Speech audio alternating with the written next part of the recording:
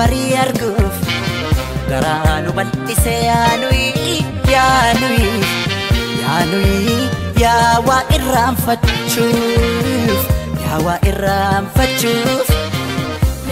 irraanfachuuf yaanuyi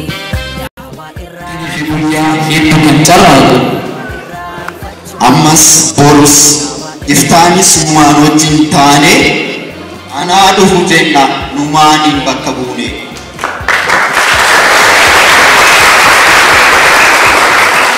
Sagantaa keenya jalqabneerra.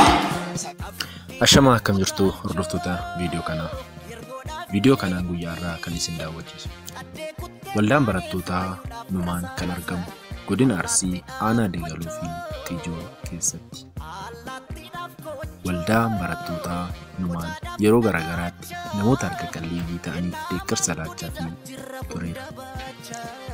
Ammas waldaan barattootaa numaan Dameessaa Guree barattoota maatiin isaanii harka qalleeyyii ta'aniif daftaraa fi iskiriiptoo bitachuu hin dandeenyeef kutaa tokko hanga kutaa 12 kan jiraniif daftaraa fi qalama barattoota 300 oliif deeggarsa taasisee jira. Kanumaan wal qabatee itti gaafatamaan waldaa barattootaa numaan qaamota garagaraa galateeffatee jira.